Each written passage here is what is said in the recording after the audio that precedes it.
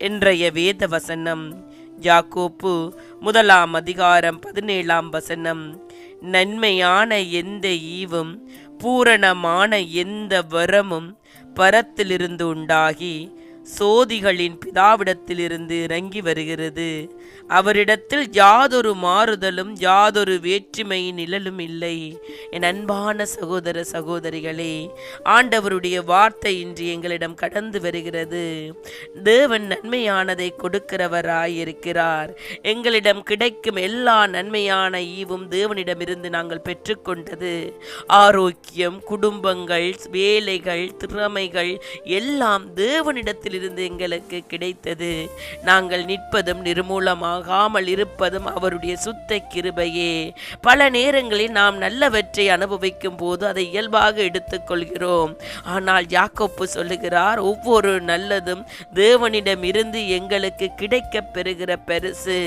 இன்று வானிலையில் எத்தனையோ மாற்றங்கள், சூரியன், நட்சத்திரங்கள் என்று சொல்லி அநேக படைப்புகள் தேவனால் உண்டாக்கப்பட்டது. இந்த அண்ட சராசரங்களை படைத்த என் தேவன் அவர் சர்வ வல்லமை உள்ளவராய் இருக்கிறார். ஆனால் அந்த ஒளிகளில் மாறுதல் உண்டு. சில சமயம் பிரகாசிக்கும், சில சமயம் இருளான சூழ்நிலைகளுக்குள்ளே இருக்கும். ஒளிக்கதிர்கள் திசை மாறக்கூடும் என்பதை ஐன்ஸ்டீன் என்னும் விஞ்ஞானியின் ஒரு கோட்பாட்டின்படி அறிந்துள்ளோம். ஆனால் எவ்வித மாற்றத்தின் சிறு அடையாளம் கூட தேவனிடத்தில் இல்லை. அவர் ஒரே போல ஒரே விதமாய் எங்களை ஆசீர்வதித்து எங்களை பாதுகாக்கிறவராயிருக்கிறார். அன்பு நிறைந்தவராகவே இருக்கிறார். ஆனால் அநேக நேரங்களிலே துன்பங்கள், வேதனைகள், கஷ்டங்கள் வந்தபோது நாங்கள் அவரை தூசித்து விட்டு, தேவனே நீர் இருக்கிறீரா, என்னை மறந்து விட்டீரா என்று கேட்கிறோம். நன்மையான ஈவுகளை பெற்றபோது நாங்கள் அதை சாதாரணமாக எடுத்துக்கொள்கிறோம். தீமையானது எங்களுடைய வாழ்க்கையில் வந்துவிட்டால் தேவன் மேலேயே பழியை போட்டு விடுகிறோம். நாங்கள் ஆராய்ந்து அறிய வேண்டும். நம் தேவன் நல்லதவற்றையே எங்களுக்கு கொடுக்கிறவர்.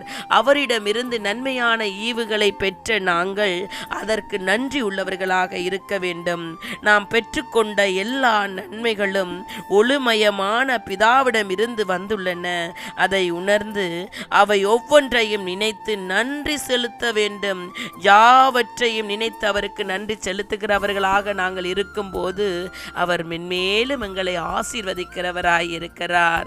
அதனால் அவருடைய வழிகளில் வந்து நன்றி செலுத்தி அவருடைய நாமத்தை மகிமைப்படுத்துவோமாக. அல்லேலூயா.